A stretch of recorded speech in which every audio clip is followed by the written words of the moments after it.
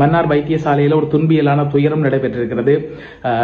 தாயும் பிறந்த சிசுவும் மரணித்திருக்கிறார் சொல்வதை விட அந்த சம்பந்தப்பட்ட பாதிக்கப்பட்ட தரப்பினர், பாதிக்கப்பட்ட குடும்பத்தினர் இது ஒரு மருத்துவ கொலை என்று சொல்கிறார்கள். காரணம், அந்த பிள்ளை இன்று விடியப்புறம் 4 கால அளவில் வைத்தியசாலையில் அனுமதிக்கப்பட்டிருக்கிறது. அனுமதிக்கப்பட்ட போதிலும் சிசேரியனுக்காக கொண்டு செல்வதில் தாமதம் ஏற்பட்டிருப்பதாகவும், வைத்திய சிகிச்சை அளித்ததிலே முறைகேடு இடம்பெற்றிருப்பதாகவும், சரியான முறையில் வைத்திய சிகிச்சை அங்கு இடம்பெறவில்லை, இதுதான் இந்த தாயும் சிசுவும் இறந்ததுக்கான காரணம் என்று சொல்லி பாதிக்கப்பட்ட தரப்பினர் குற்றச்சாட்டை முன்வைக்கிறார்கள். உடனடியாக சம்பந்தப்பட்ட அனைத்து பேரும் இதுல பதில் சொல்ல வேண்டும் என்று சொல்லி அவர்கள் வலியுறுத்துகிறார்கள். பாருங்க, உங்களுக்கு தெரியும் சிந்துவினுடைய மரணம், அதற்கு முதலிடம் பெற்ற மரணங்கள், இப்படி மன்னார் வைத்தியசாலையில் இப்படி சிசு மரணங்கள் இடம்பெறுவது இது இன்று நேற்று இல்ல, தொடர்ச்சியாக இடம்பெற்றுக் கொண்டிருக்கிறது.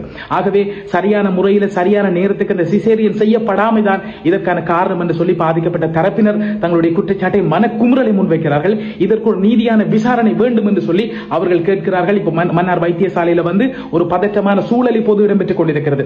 மீண்டும் மீண்டும் மீண்டும் இப்படி தாய் பிள்ளை என்று சொல்லி எத்தனை பேரை நீங்கள் காவு வாங்க போறீங்க, எத்தனை பேர் உயிர் பறிபோக போகிறது. மிகவும் வேதனையான விஷயம், மிகவும் மனது கலக்கிறது. நீங்க ஒருத்தரே சொல்ல வேணாம், இப்ப சொல்லுங்க.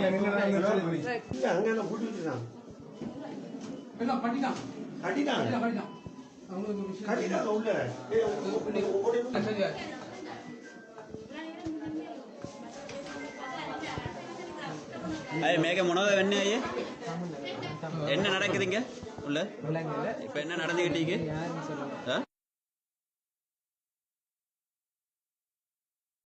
தாய் இசு இறந்தது இது இலங்கையிலே மன்னாரிலே வைத்தியசாலை நடைபெற்றுள்ளது. உண்மையிலே இந்த தாய் மன்னாரிலே பட்டித்தோட்டத்தை சேர்ந்தவள். அவர்கள் உறவினர்களிடம் கேட்டதற்கு அமைய அந்த உறவினர்கள் சொல்கின்றார்கள், இந்த தாய் 12 வருடங்களாக குழந்தை இல்லாமல் இருந்திருக்கின்றாள். இதனால் பல சிகிச்சைகள் செய்து தன் வயிற்றிலே குழந்தையை சுமந்துள்ளாள். இந்த குழந்தையை பெற்றெடுப்பதற்காக வைத்தியசாலை சேர்ந்து அங்கே குழந்தையை பெற்றெடுப்பதற்காக இருந்த வேளையிலே இந்த தாயும் இந்த சிசுவும் இறந்துள்ளார்கள்.